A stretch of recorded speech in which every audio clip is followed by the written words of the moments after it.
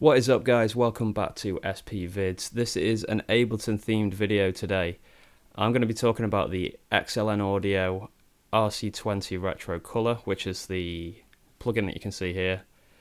Adds life and texture inspired by classic gear, great on drums, guitars, keys, bass and full mixes. Flux engine adds warmth, analog sound functions, blah de blah de blah. So really good plugin, this one, for lo-fi production, just because it's got a lot of features in there which a lot of these like analogy features and adding grit and dirt and wobble and noise and all that kind of thing, all the kind of things that we use the SP and other lo-fi hardware for all the time. This has kind of got it built in. So yeah, it's not cheap. It's $99. I can't remember if I paid full price for it. I might have got a discount code and then decided to buy it, but I did legitimately purchase it. And before we go any further, just want to say this is not an endorsed video at all. It's not a sponsored video. These are completely my own observations of this plugin. So hopefully this is something that is useful for you guys to be able to see behind the scenes and see what this thing can actually do. And then also I'll kind of show you how I actually have been using it over the past couple of weeks as well. So let's jump into it. This is a project that I've got going at the moment, and basically I usually have one RC-20 on the master, and then I'll have one on the sample as well. Now, obviously, the possibilities with plugins, with all plugins, not just this one, to be fair, is that there's so many different things that you can do with them. Literally, the way that you can apply it to your tracks is like, there's unlimited possibilities, basically. So, you know, there's plenty to be experimenting with yourselves. I'm just going to show you how I have been using it for the past couple of weeks. You know, my workflow on this might change in the next day, it might change in the next week, but this is what I've been doing for now. So I'll just quickly show you this sample without any of the effects on it.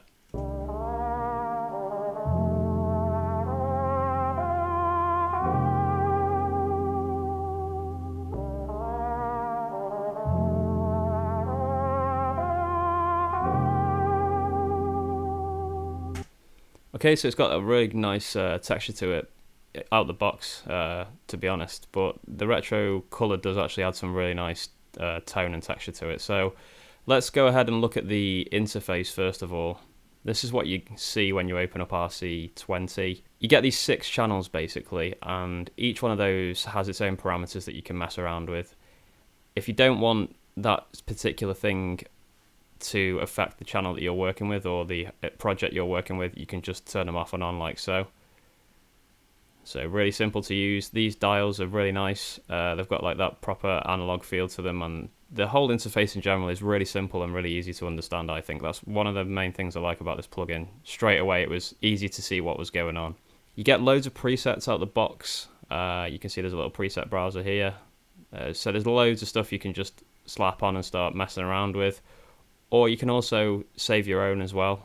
So that's really good if you're working on, say, like a beat tape and you want the same kind of sound for all your tracks. You're going to be able to create your own preset, and then you're going to be able to use that over and over, knowing that it's exactly the same parameters. So that's quite a nice feature, and obviously it's something you'd expect from a plugin like this.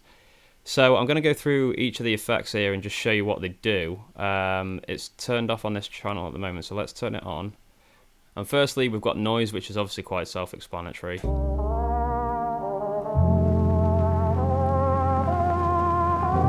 That's really cranking it there. So I just had a nice subtle bit of noise on this. Didn't want to go too mad. It's got duck there. You can also change the type of noise as well. So there's loads of options inside there that you can experiment with. And obviously you can tweak all those as well. So I usually tend to find myself sticking with vinyl 1. I think that's just because basically it's the default one and it does sound quite nice as well. So I tend to find myself sticking to that one. Wobble obviously is always nice to have a little bit of wobble on the sample. Just very similar to MFX16 on the SP. It's got all the parameters that you could want to be able to experiment with. And then you can obviously change how much it actually affects the sample as well. So you can make this stuff sound really crazy if you want to.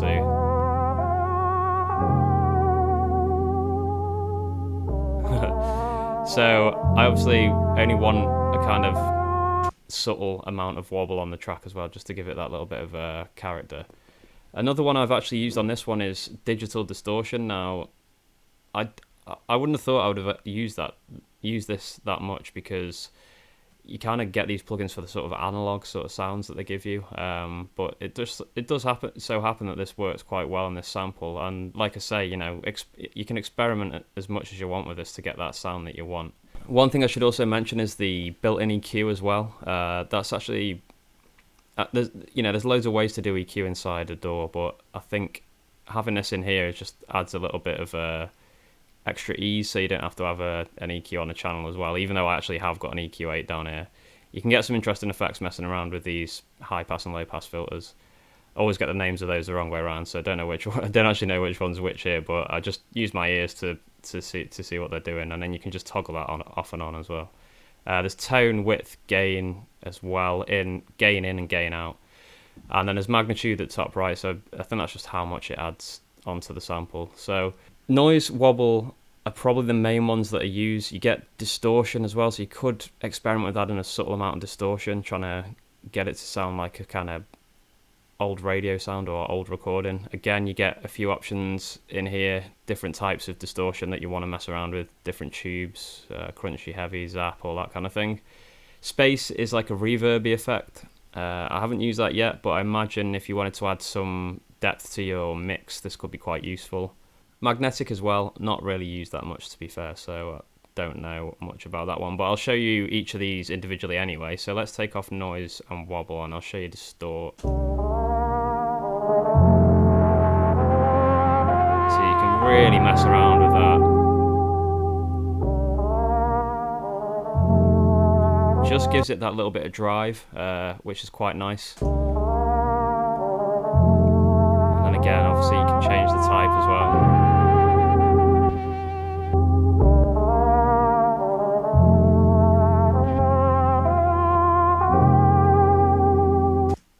So that's quite a nice little feature. You know, as long as you don't overdo distortion, it can actually add quite a nice vibe to your samples.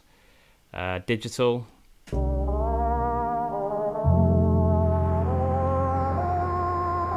As you can see, if you go mad with digital, it's not a kind of sound that I tend to go for when I'm making lo-fi beats, but if you just have a little tiny bit on there, just find that sweet point before all these sort of little extra artifacts start getting added to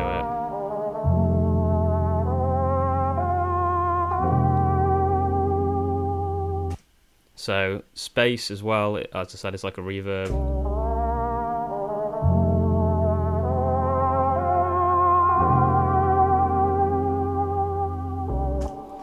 I can imagine that's really nice if you're adding sort of depth, or you want an effect on a kind of wrap-in sample that you want to throw in over the top of your beat. You could add a little bit of space on it to really make it sit nicely in the mix. Magnetic as well, we'll just do that one.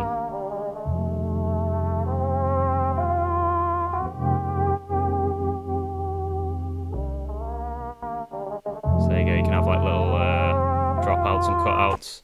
So yeah, so I think I had noise, digital and wobble on this track. And I've obviously got the EQ down at the bottom as well, which can make a real difference, you can see.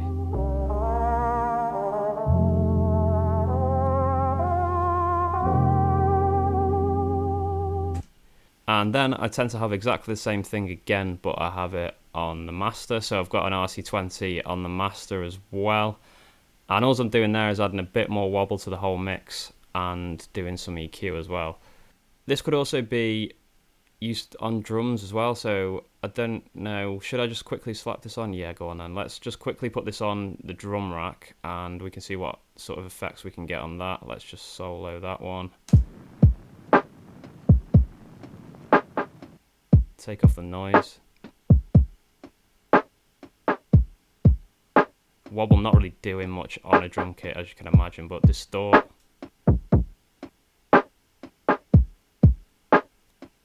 Sounds quite nice. Digital. Not the best. Space.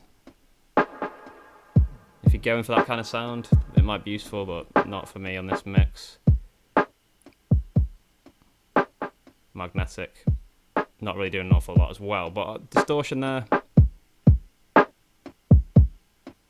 actually adds quite a nice little bit of punch to the mix of the drums, so quite like that. I might actually leave that on. So let's just listen to this in the whole context of a track now. It's something I've just been working on, so...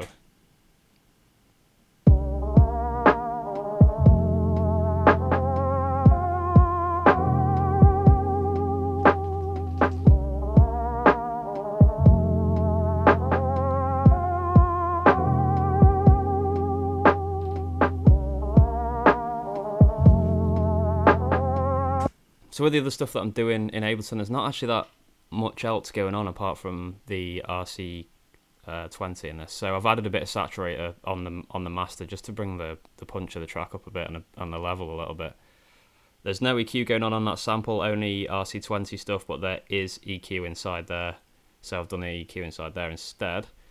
And then on the master, what have we got in there? We just added a little bit of wobble. So as you can hopefully tell from this track, there's a real nice sort of texture to this track, and I've done pretty much, well, I haven't really done that much with the plugin. It's just like, it is a pretty powerful plugin. I really like it. So I've got some rapping here as well. I think this is a Danny Brown sample which I got hold of. I get too high, that's a lie.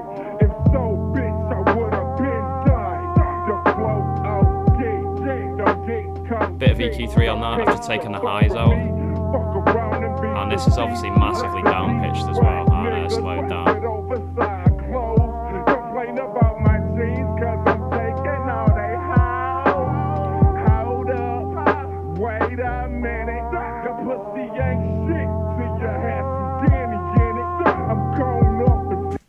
So yeah, I think that's pretty much it for this video, guys. I just wanted to show you the RC-20. I hope this was useful. I hope it lets you see the kind of things that you can do with it. And also it shows you the way that I use it as well. So not sure how long this video's ended up being. I never know until I've actually finally edited it down, but it might be a little bit longer than usual. So apologies for that, but I wanted to make sure there was enough detail about this plugin. If it's something you're looking to buy, hopefully it's helped you out a little bit. So yeah, apart from that, that's all I've got to say for today, guys, apart from check out my page on Instagram as well. I'm trying to get some more followers on there at the moment. So if you're not a follower of me on Instagram, I'd really appreciate it if you could go over. There's a link on the video now, and also check out the description as well.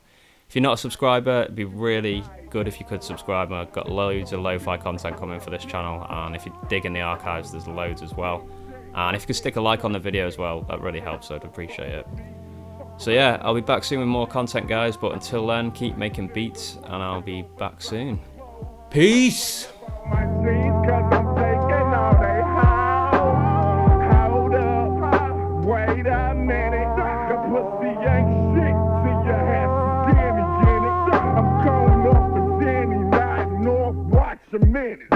Rolling up the purple at my nigga